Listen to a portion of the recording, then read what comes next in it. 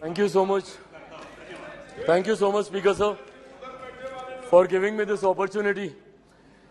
Sir, इस सदन में आए अविश्वास प्रस्ताव के विरोध में अपनी बातों को रखने के लिए मैं अपनी पार्टी लोक जनशक्ति पार्टी रामविलास की तरफ से सर मैं खड़ा हुआ हूं।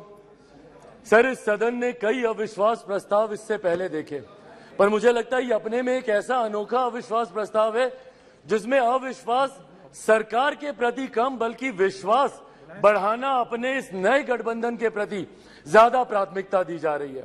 इन लोगों को इस बात को दर्शाना है कि किस तरीके से ये गठबंधन इनके साथ है, जिस गठबंधन को बनाने का ये लोग एक लंबे समय से ये लोग प्रयास कर रहे हैं।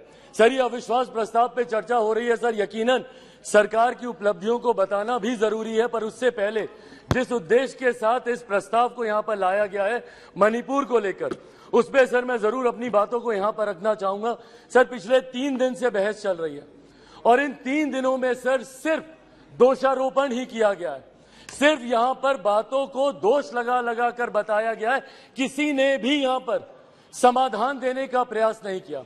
सर, आरोप प्रत्यारोप की राजनीति में मणिपुर के लोग वहां बैठे सुनने का प्रयास कर रहे हैं कि हमारी बेहतरी के लिए आपने क्या किया।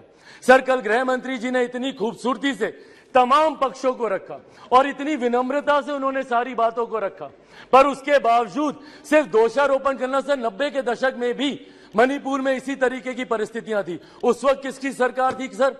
क्या उस वक्त की सरकार ने मौजूदा सरकार को कोई इनपुट दिया? क्या उस वक्त के सरकार में बैठे लोगों ने कितनी बार इस सदन में चर्चा की? कितनी बार किन लोगों ने उस चर्चा का जवाब दिया? कल तमाम ये बातें आदरणीय गृह मंत्री जी ने रखी। सर, ये लोग गए थे मणिपुर, बहुत अच्छी बात है, जाना चाहिए ये, पर सर ये कलेक्टिव रिस्पॉन्सिबिलिटी होनी चाहिए, सेलेक्टिव रिस्पॉन्सिबिलिटी नहीं। सर, जो लोग मणिपुर गए थे यही लोग सर बिहार भी गए थे। बिहार में क्यों नहीं ये लोग गए दरभंगा? क्यों नहीं गए ये लोग अरवल? क्यों नहीं गए ये लोग मुजफ्फरपुर? अभी बछवाड़ा में सर एक छोटी सी बच्ची के साथ दुष्कर्म करके 10 साल की बच्ची, उसको तेजाब छिड़क कर उसको जलाकर मार दिया गया। उसके शरीर को अपने ही घर में 10 फीट गड्ढे में उसको दफना दिया गया। दलित महिला के साथ सर मुजफ्फरपुर में दुष्कर्म करके उसके शरीर को 2 टुकड़ों में काटकर अर्धनग्न व्यवस्था में सर खेत में फेंक दिया गया। क्यों नहीं गए ये लोग वहां पर? अपने गठबंधन को तो मजबूत करने गए, पर क्यों नहीं ऐसे परिवारों से जाकर मिले? तो सर, ये सेलेक्टिव रिस्पॉन्सिबिलिटी जब निभाते हैं, सर हकीकत है देश के किसी भी कोने में किसी भी मां बेटी के साथ ऐसी घटना हो रही है तो वो अक्षम्य है, वो निंदनीय है और उसको कोई बर्दाश्त नहीं कर सकता।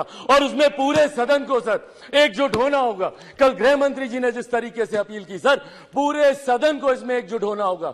इसमें आप आइसोलेट करके नहीं देख सकते कि जहां आपकी सरकार है वहां की घटनाओं को आप छुपाएंगे और जहां दूसरों की सरकार है वहां की घटनाओं को आप उठाएंगे। आपको चर्चा करनी होगी बंगाल पर, चर्चा करनी होगी आपको बिहार पर, चर्चा करनी होगी आपको राजस्थान पर, चर्चा करनी होगी आपको कर्नाटका पर। सर, ये देश एक है सर, आप इसको ऐसे टुकड़ों में बांटकर आप नहीं आइसोलेट करके आप अपने विषयों को उठा सकते। और यही कारण है सर कि देश की जनता का विश्वास हमारे प्रधानमंत्री आदरणीय नरेंद्र मोदी जी पर हर चुनाव के साथ बढ़ता जा रहा है। और वो दिन दूर नहीं सर, 2024 चुनाव सामने है सर। इसी में देख लीजिएगा, 2014 से बड़ा जनादेश 18 में यही सारी बातें हो रही थी, यही सारी बातें 18 में की गई थी। 19 में 2014 से बड़ा जनादेश हम लोग को मिला और 24 में इससे बड़ा जनादेश हम लोग लेकर आएंगे। मैं बिहारी हूं सर, बिहार से कम मैं विश्वास दिलाता हूं 40 की 40 सीटें हमारा एनडीए गठबंधन जीत कर आएगा, इसमें कहीं कोई शंका नहीं है। मैं जमुई का प्रतिनिधित्व करता हूं सर।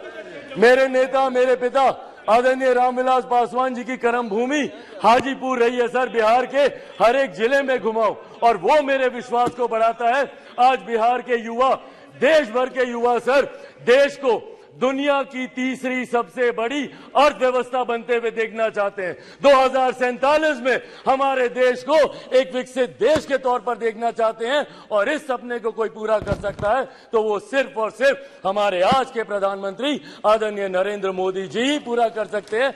इसीलिए सर मैं अपनी पार्टी की तरफ से जहां बिल्कुल हराएंगे नीतीश जी को बिहार की जनता नकार चुकी है। 2020 के परिणाम दिखाते हैं, तीसरे नंबर की पार्टी बन गए, आधे से ज्यादा प्रत्याशी उनके चुनाव हार गए। तो जिनको बिहार की जनता ने रिजेक्ट कर दिया, देश की जनता उनको कैसे अपनाएगी, ये बहुत बड़ा सपना दिन में ये देख रहे हैं। इसी के साथ साथ मैं इस सदन में आए इस अविश्वास प्रस्ताव के विरोध में अपनी बातों को रखते हुए लोक जनशक्ति पार्टी रामविलास पूर्ण समर्थन हमारी एनडीए की सरकार, हमारे मौजूदा प्रधानमंत्री आदरणीय नरेंद्र मोदी जी को देती है। बहुत बहुत धन्यवाद सर। इंडिया टीवी हर वक्त हर जगह डाउनलोड करने के लिए सर्च करें India TV news Google play store या ऐप स्टोर पर।